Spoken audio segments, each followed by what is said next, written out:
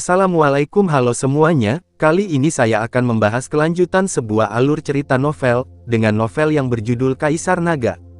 Jangan lupa buat teman-teman untuk like, komen, subscribe, and share ya. Yuk, tanpa basa-basi lagi, kita lanjut ke pembahasannya. Di episode sebelumnya, Lu Ming terkejut, sepertinya setelah tidak melihatnya untuk sementara waktu, kultivasi Qiu Yue telah mencapai tingkat yang sangat tinggi. Qiu Yue, kamu benar-benar menghunus pedangmu padaku untuk bajingan rendahan. Sialan, sialan, teriak Jian Wuchen, itu tak tertahankan. Bodoh. Lu Ming tiba-tiba menggelengkan kepalanya.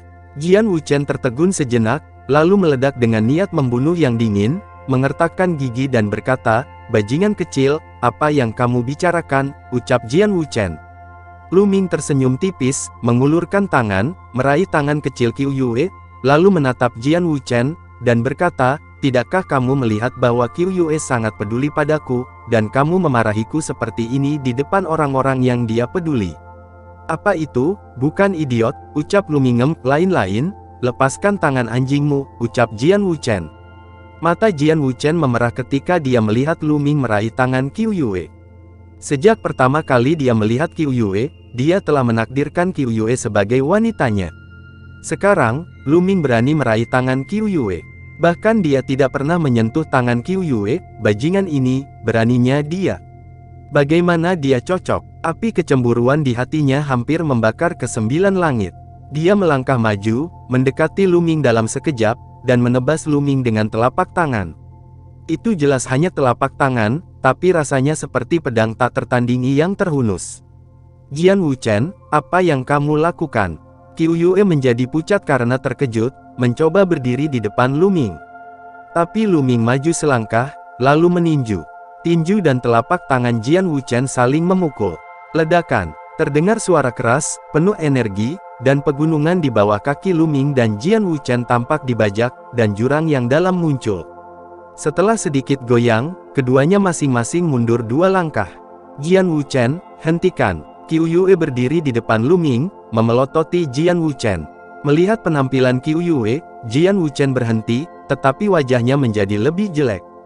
Dia menatap Lu Ming dan berkata, bajingan kecil, kamu memiliki beberapa keterampilan, dan kamu dapat mengambil 3 keberhasilanku. Sepertinya kamu adalah salah satu dari 4 besar master, orang-orang yang disebut daftar perunggu akademi. Lu Ming tersenyum ringan, dan berkata, kamu tidak buruk jika kamu bisa memaksaku untuk mencapai 2 kesuksesan. 2 keberhasilan. Hahaha, kemampuan berbicara omong kosong benar-benar tidak kecil, dan kamu tidak akan takut orang tertawa jika kamu mengatakannya, tawa Jian Wuchen penuh sarkasme. Beberapa pemuda lainnya juga menunjukkan senyum mengejek. Lu Ming berkata bahwa dia baru saja menggunakan 2 keberhasilan. Siapa yang percaya? Lu Ming mencibir dan tidak repot-repot menjelaskan. Karena kamu mengatakan bahwa kamu hanya menggunakan 2 kekuatan, maka aku ingin melihat seberapa kuat 10 kekuatanmu. Jian Wuchen mencibir, dan suara pedang terdengar, dan di atas kepalanya, pedang perang yang sederhana dan sederhana muncul.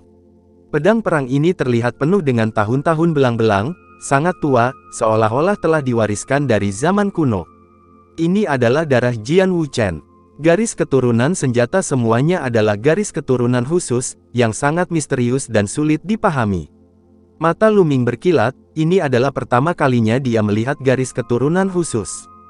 Begitu darah berbentuk pedang keluar, sekeliling tubuh Jian Wuchen dipenuhi dengan energi pedang yang ganas. Ada jejak niat bertarung di mata Lu Ming, darah khusus, mengapa dia harus takut? Dia tahu bahwa Jian Wuchen juga berada di puncak seni bela diri tingkat 9. Tepat ketika Lu Ming hendak meledakkan kultivasinya dan melawan Jian Wuchen, Qiu Yue berteriak dengan marah.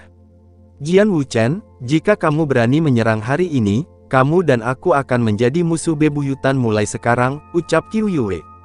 Kamu, Jian Wuchen sangat marah, tapi tidak ada yang bisa dia lakukan, darah dalam bentuk pedang menghilang, dan auranya melemah. Puan, ayo pergi. Qiu Yue menarik telapak tangan Lu Ming dan menyeretnya keluar. Lu Ming mengangkat alisnya, dan membiarkan Qiu Yue menariknya ke depan, menghilang di sini.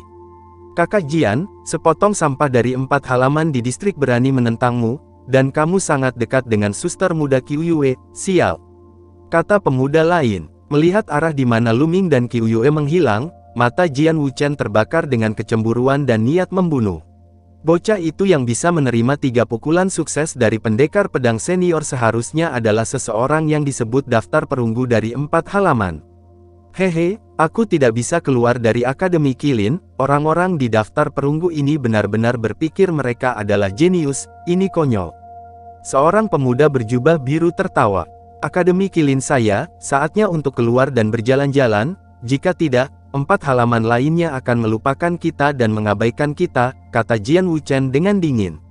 Saat berikutnya, dengan gerakan tubuhnya, seluruh tubuhnya berubah menjadi cahaya pedang, bergegas menuju monster tingkat ketiga dan tingkat pertama. Dengan tiupan, monster itu terpotong menjadi 2 secara langsung, dan darah berceceran di mana-mana. Qiu Yue menarik Lu Ming dan berjalan beberapa mil sebelum berhenti. Puan, meskipun Jian Wuchen penuh kebencian dan menyebalkan, bakatnya sangat tinggi dan kekuatan tempurnya sangat kuat. Tuan muda seharusnya tidak melawannya sekarang, Qiu Yue menjelaskan kepada Lu Ming, karena takut Lu Ming akan merasa tidak nyaman. Lu Ming tersenyum, mengulurkan tangannya dan menggaruk hidung Qiu Yue, dan berkata, jika Anda tidak menarikku, aku akan menjatuhkannya. Qiu Yue berkedip, wajahnya memerah, tetapi dia tidak menganggapnya serius, dan berkata, Tuan muda, Qiu Yue sangat merindukanmu selama ini, apakah kamu, pada titik ini, Qiu Yue tersipu dan menundukkan kepalanya dengan malu-malu, tetapi dia tidak dapat melanjutkan kata-katanya. Qiu Yue kamu sangat cantik, bagaimana mungkin Tuan muda tidak merindukanmu? Aku merindukanmu sepanjang waktu, kata Lu Ming di telinga Qiu Yue. Wajah Qiu Yue menjadi semakin merah, bahkan lehernya merah, dia berkata, benarkah, benarkah? Tentu saja benar, kapan Tuan muda itu membohongimu? Lu Ming berkata dengan wajah lurus. Senyum bahagia muncul di wajah Qiu Yue, tetapi pada saat berikutnya dia menunjukkan ekspresi sedih, dan berkata, sayang sekali Master masih tidak membiarkan saya pergi berperang, kecuali saya mencapai tingkat keempat Master seni bela diri, kalau tidak Qiu Yue bisa tinggal di sisi Tuan muda. Qiu Yue, apakah garis keturunanmu sudah bangun? Lu Ming bertanya, sedikit penasaran. Bangun, Tuan muda, lihat. Saat dia berkata, darah di punggung Qiu Yue menyala, dan awan udara seputih salju muncul. Pada saat yang sama, aliran udara dingin memenuhi udara. Dengan kultivasi Lu Ming, dia merasa sedingin es di mana-mana. Yang lebih mengejutkan Lu Ming adalah 8 cakra merah darah di masa udara seputih salju. Dengan 8 cakra dan 8 garis keturunan, Lu Ming terkejut. Saat berikutnya, Qiu Yue menarik darahnya, dan suhu di lapangan naik. Qiu Yue, apakah ini darah es? Lu Ming bertanya dengan heran. Iya, Qiu Yue mengangguk. Benar saja, itu darah es. Hati Lu Ming terkejut, dan dia sangat gembira. Ada beberapa jenis garis keturunan khusus. Yang umum adalah darah senjata, dan ada jenis lain, darah alami. Seperti es, api, angin, darah, guntur dan sebagainya. Garis keturunan semacam ini, yang diwarisi dari langit dan bumi, lahir secara alami, dan lahir agar sesuai dengan elemen-elemen ini, jadi itu sangat luar biasa dan kuat. Berlatih seni bela diri terkait, dan bahkan memahami potensi yang sesuai, semuanya memiliki keunggulan unik. Namun, garis keturunan alami terlalu sedikit, dan sulit untuk memiliki satu di antara ratusan juta orang. Apalagi, level garis keturunannya setinggi level 8, yang bahkan lebih langka. Tahukah Anda, Duan Mulin dikenal sebagai seorang jenius yang tiada taraf, dan level garis keturunannya hanya level 7. Sebagian besar raja pemula sebelumnya dari Sekte Pedang Xuan Yuan hanya memiliki garis keturunan tingkat 6. Tidak heran Master Qiu Yue memintanya untuk mencapai tingkat keempat dari seorang seniman bela diri yang hebat sebelum membiarkannya keluar. Jika sekte lain tahu tentang bakat semacam ini, mereka mungkin mengirim seseorang untuk membunuhnya. Lalu setelah itu, bagaimanakah kelanjutan ceritanya? Next di episode berikutnya ya. Wassalamualaikum warahmatullahi wabarakatuh.